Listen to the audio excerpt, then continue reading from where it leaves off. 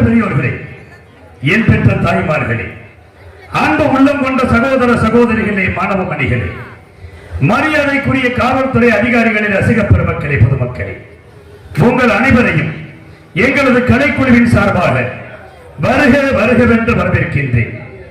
இந்த நாடக கலையை வளர்த்த தவத்திரு சங்கரா சுவாமிகள், சூடியூர் கனகசுவாமி அவர்கள், நமச்சிவாயபுரம் NS வரதராசன் ஐயா அவர்களின் பாதம் தொட்டு வணங்கி, சிவகங்கை மாவட்டம் தஞ்சாவூர் MK முத்துச்சாமி சேர்வையின் மகன் சமயக்கருப்பு ஆகிய நான் மாமன்னர் ஹரிச்சந்திரன் பாத்திரம் தாங்கி உங்கள் அன்பையும் ஆசியும் பெற உங்கள் முன்னால் வருகிறேன்.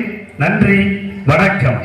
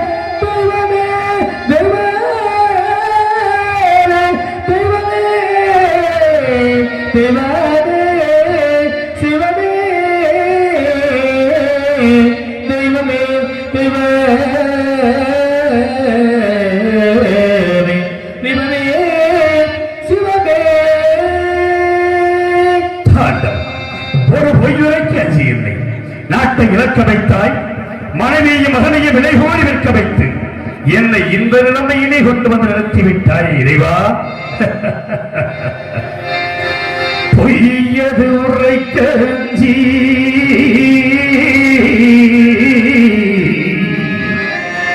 சிறு பொய்யது உரைக்க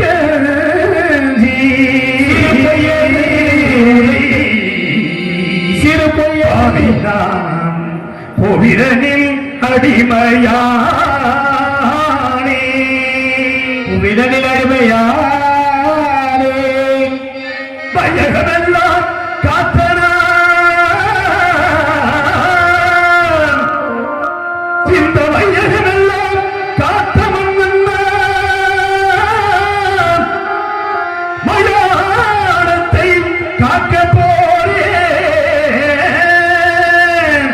வையகம் காத்த நான், காசி மயானம் காக்க புறப்பட்ட தெய்வமே தெய்வமே தெய்வமே தெய்வமே தெய்வமே தெய்வமே தெய்வமெல்லாம் காத்ததாவினான் இந்த வயலமெல்லாம் காத்ததாவினான் காசுலே அவனுக்கு புறப்பட்டேன் தெய்வமே தெய்வமே தெய்வமே தெய்வமே தெய்வமே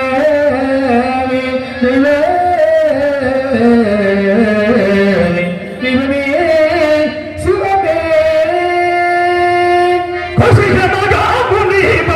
கொடுமையினான் சிவமே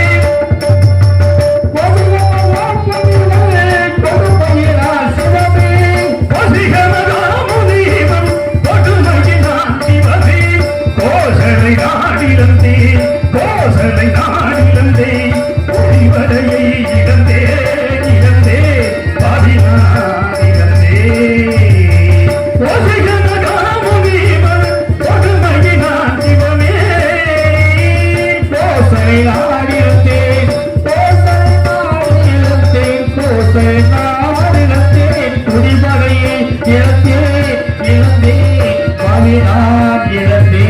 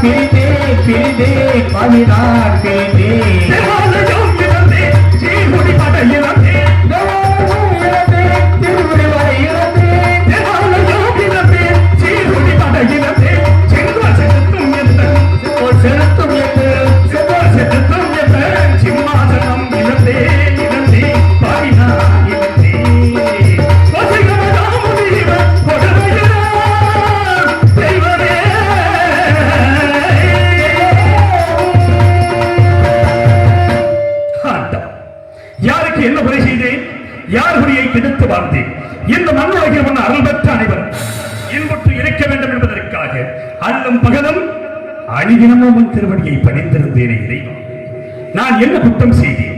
இல்லை என்று வல்லவர்களுக்கு அள்ளி கொடுத்தது குற்றம். நீதி தவறாது 56 லட்சத்தையும் நெறிமுறையோடு ஆட்சி புரிந்தேனே ஆண்டவா, அதுதான் நான் செய்த குற்றமா இறைவா? நாடு நகரங்களை இழந்தேன், பெண்களத்தின் திருவிழக்கம் பத்திரிகை பிரிந்தேன், பாசத்தால் ஈன்றெடுத்த மகனை விட்டு நற்றிக்கையை வைத்திருந்த நண்பனை பிரிந்து நீதி தவறாத செங்கோலை இழந்து நிலை தடுமாறி நிற்கும் என் நிலைமை கண்டு உனது மனம் இறங்கவில்லையே இறைவா. கல்லாகிவிட்டாயா? உன் மனம்தான் கல்லாகிவிட்டதா?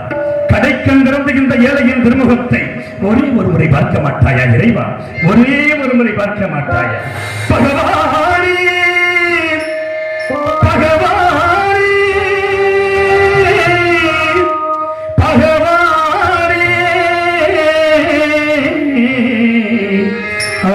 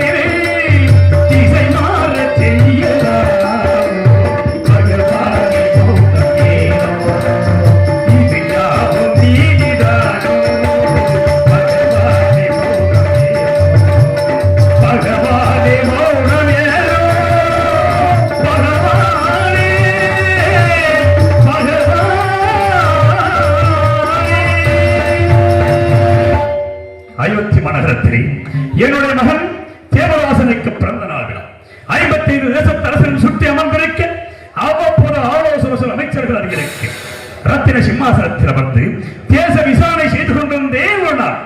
அப்பொழுது தமத்தில் சென்ற விஸ்வாமித்திர முனிவர் என் பொன்மண்டபத்திற்கு வந்திருப்பதாக காவலர்கள் அறிந்தேன். உடனே அன்னவரை எதிர்கொண்டு அழைத்து வந்தேன், ஆசனத்தில் அமர்த்தினேன். தாங்கள் என்னை நாடி வந்த காரணம் யாது சுவாமி என்றேன். ஹரிச்சந்திரா, உனக்காகவும் உன் நாட்டின் நலனுக்காகவும் யாகம் செய்ய போகிறேன். அதற்கு கொஞ்சம் திரவியம் வேண்டும், அதை உன்னிடத்தில் பெற்றுப் போகவே வந்தேன் என்று தெரிவித்தார். தருகிறேன் சுவாமி. எவ்வளவு வேண்டும் என்றேன். மற்ற போர்கிறது மனதில் நிறுத்தி அதன் மீது ஆங்காரத்துடன் அமரச் செய்து அவன் கையிலே வெள்ளி கவன் கொடுத்து அதில் மாணிக்க கல் வைத்து சுழற்றி எறிந்தார். அந்த மாணிக்க கல்லானது மேலே சென்று கீழே வந்து விழுந்து எழுந்தூரம் திரவியம் தர வேண்டும் என்று தெரிவித்தார். அவர் கேட்டபடி நான் திரவியத்தை கொடுத்தேன். ஹரிச்சந்திரா, நான் வசிப்பது ஆரண்யம். இத்திரவியத்தை அங்கு நான் வைத்துக் கொள்ள முடியாது. யாகத்திற்கு முகூர்த்தம் முடிவு செய்த பிறகு வந்து எடுத்துச் செல்கிறேன். அதுவரையில் உன்னிடத்தில் கெட்டும் என்றார். தங்களை போன்ற மகான்களுக்கு கொடுத்த பொருளை மீண்டும் நான் வைத்துக் கொண்டால் நன்னிலை வாயில் நகரற்று போவதாக சூழ்நிலைகள் புரிகிறபடியா இப்பொருளை நான் வைத்துக் கொள்ள அருகதையில்லை. தயவு செய்து தாங்கள் எடுத்துச் செல்லுங்கள் என்றேன். கவலை வேண்டாம். உன்னுடைய கணையாளி முதலத்தில் என்னுடைய ருத்ராட்ச மாலையை அடையாளமாக வைத்தால் தோஷமில்லை. அதன்படி செய்யலாம் என்று செய்துவிட்டு முனிவர் சொன்ன சிறிது நேரத்தில் ஆசார வாசலிலே குடிமக்கள் அவையங்கள்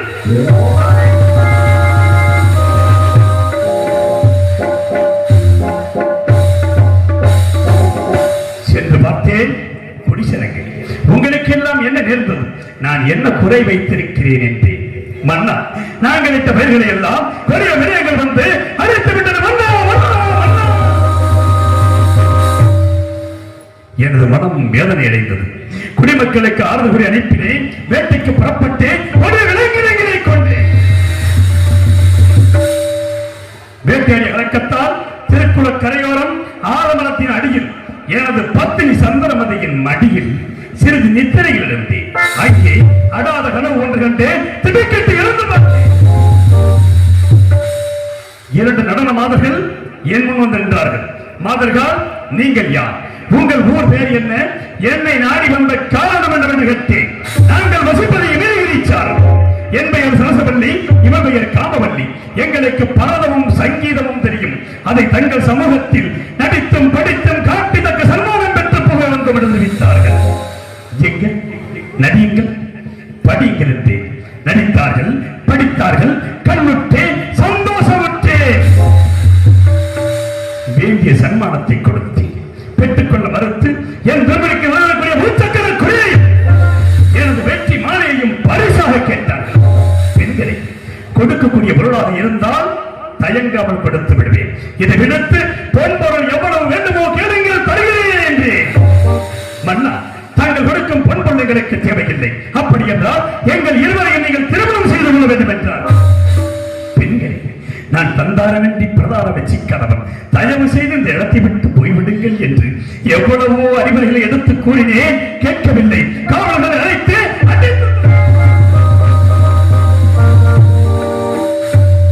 மாதர்கள் சென்ற சிறிது நேரத்தில் விஸ்வாமித்திர முனிவர் கடும் கோபத்தோடு வந்தார். என் திருமணியை காலையில் எட்டி உதைத்தார்.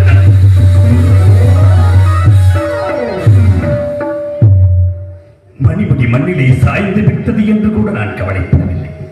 அதற்கு மாறாக எனது நெஞ்சம் இந்த திருமணியிலே பதித்திருக்கின்ற நவரத்ன கற்கள் முனிவரின் பாதத்தை புண்படுத்தியதோ என்ற பாதத்தை தொட்டே நான் அனுப்பிய மாதர்களை ஏன் அழைத்து துரத்தினாய்? என் கோபம் தீர வேண்டும் என்றால் அந்த மாதர்கள் இருவரை என்னை திருமணம் செய்து கொள்ள வேண்டும் என்றார். அனைத்தும் உணர்ந்த தாங்களாய் இவ்வாறு கூறுவது. நான் திருமணம் அடைத்தவர். எனக்கு ஒரு மகன் இருக்கிறான் சுவாமி. எல்லாவற்றையும் அறிந்த தாங்கள் அறியாதது போல் பேசுகிறீர்களே. வேண்டாம்.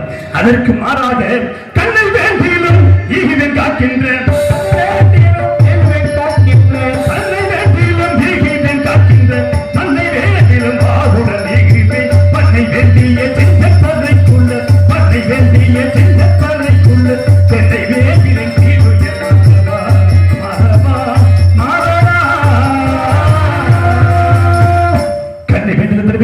நான் காக்கிறது மண்ணை கேட்டாலும் தருவேன். ஒரு பொழுதும் அந்த மலர்களை அடைய மாட்டேன் என்று. ஹரிச்சந்திரா, உன் கல்கண்ணைக்கு எதற்காக நீ கூறியபடி இப்பொழுது 56 தேசத்தை எனக்கு தாழ் பார்த்து கொடு.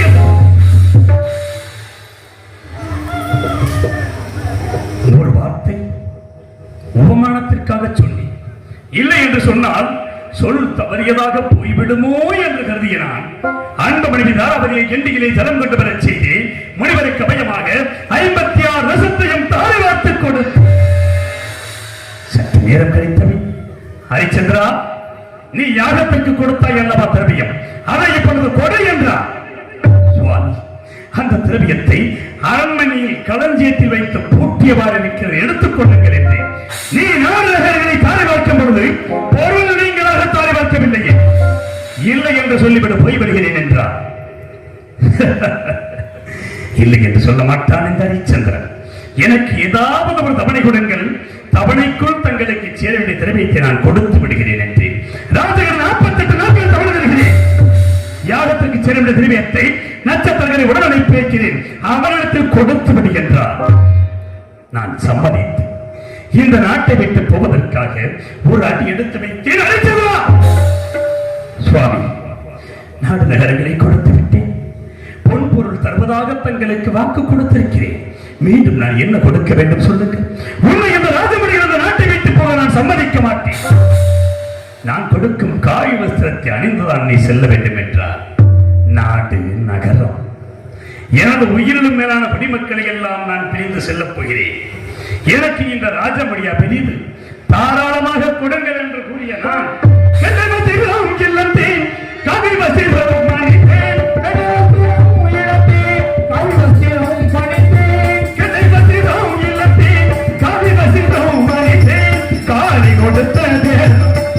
கொடுத்த தேரும் அடி கொடுத்த தேரும் பாலும் வில்லும் இழந்தே இழந்தே பாடினான் இழந்தே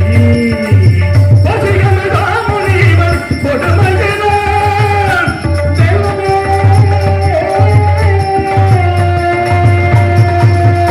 கெண்ட வஸ்திரம் இழந்து காய் வஸ்திரம் அணிந்த நான் அன்பு மகனை ஒரு கரத்திலே பிடித்தேன்.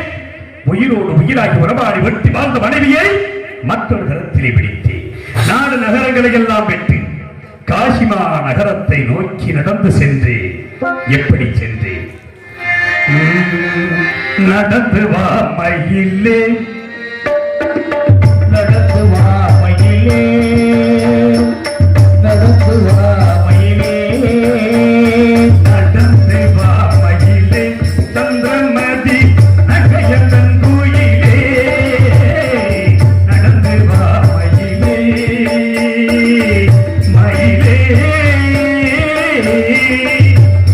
கண்ணியே கண்ணியே, நடந்து வா மயிலே மயிலே.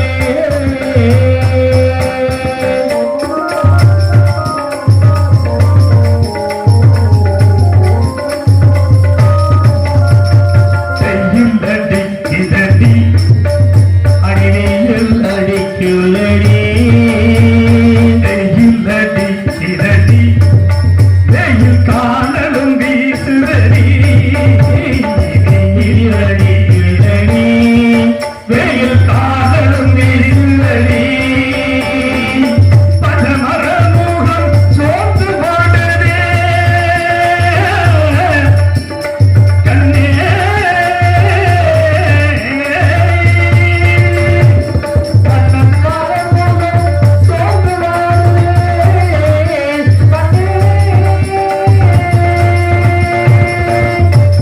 பஞ்சம் மலர் முகம் சோர்ந்து பாடுது கண்மணி லோகிதன் பாதம் மோதுது, கண்ணனி லோகிதன் பாதம் மோதுது, கடந்து கடந்து வா மயிலே மதி நகையந்தன் குயிலே, நடந்து வா மயிலே.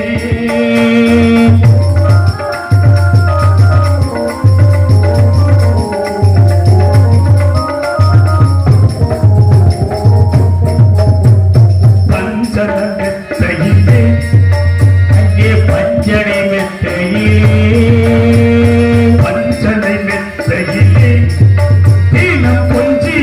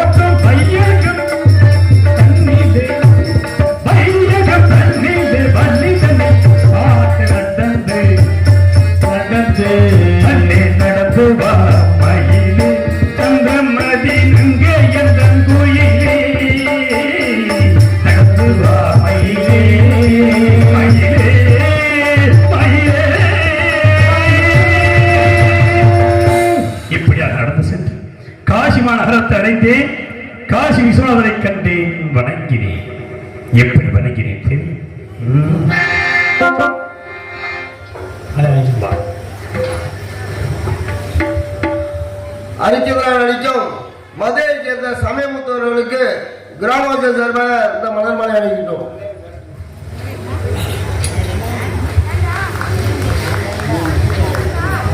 நன்றி. மலர் மாலை அணிவித்து கௌரவப்படுத்திய கிராமத்தார்களுக்கும் கமிட்டியார்களுக்கும் கைதட்டி உற்சாகப்படுத்திய அன்பு உள்ளங்களுக்கும் நெஞ்சார்ந்த நன்றி, நன்றி கலந்த வணக்கம். எப்படி நடந்து சென்றேன் தெரியுமா? காசி நகரை கண்டு வணங்கினேன். காசியில் வாழும் கருணை கடலே